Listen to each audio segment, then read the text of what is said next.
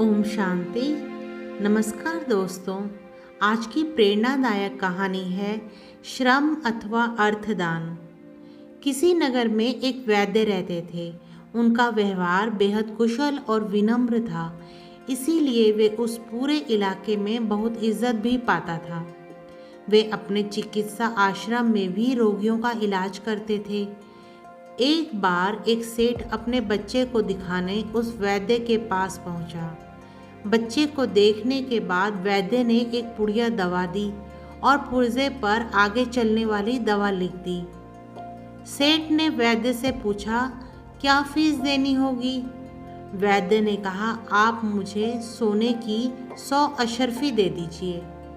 यह बात पास बैठा दूसरा मरीज सुन रहा था, जो बेहद गरीब था। उसने सोचा कि इतनी फीस मैं कैसे दे पाऊंगा। यह सोचकर वह चुपचाप उठकर जाने लगा। वैद्य ने उससे पूछा तो उसने सारी बात बता दी। वैद्य ने कहा, तुम यहीं बैठो, तुम्हारा इलाज मुफ्त में होगा। जब तुम ठीक हो जाओ तब आश्रम आकर दूसरों की सेवा कर देना।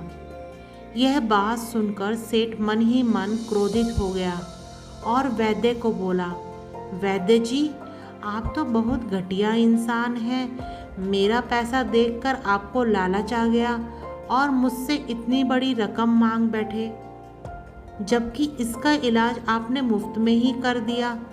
मुझे आपसे ऐसी उम्मीद नहीं थी। वैद्य मुस्कुराते हुए बोले, नहीं सेठ जी, ऐसी बात नहीं है। दरअसल मेरे आश्रम को चलाने के लिए मुझे 2 चीज़ों की आवश्यकता होती है, धन और सेवा। जिस व्यक्ति के पास जो चीज़ होती है मैं वही मांगता हूँ। आपके पास धन है तो मैं आपसे धन लूँगा, और इस व्यक्ति के पास धन नहीं है, इसीलिए ठीक होकर यह मेरे आश्रम में अपनी सेवा प्रदान करेगा। सेठ जी वैद्य की बात सुनकर सन्न रह गए।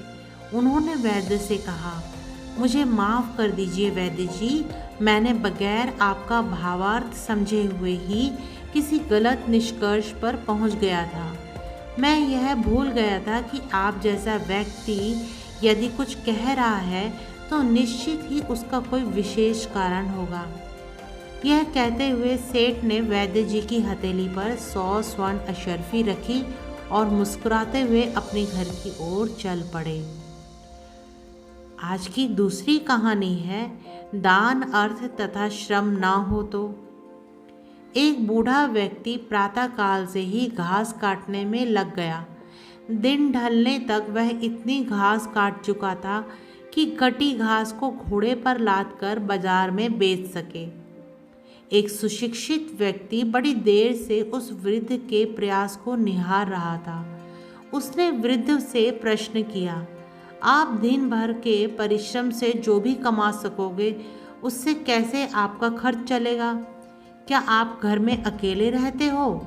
वृद्ध ने हंसते हुए कहा, मेरे परिवार में कई लोग हैं। जितने की घास बिकती है उतने से ही हम लोग व्यवस्था व काम चला लेते हैं। उस पढ़े लिखे युवक को आश्चर्यचकित देख वृद्ध ने पूछा, लगता है कि तुम अपनी कमाई से बढ़ चढ़ कर महत्वाकांक्षाएं सजो रखी हैं। इसी से तुम्हें गरीबी में गुजारे पर आश्चर्य होता है।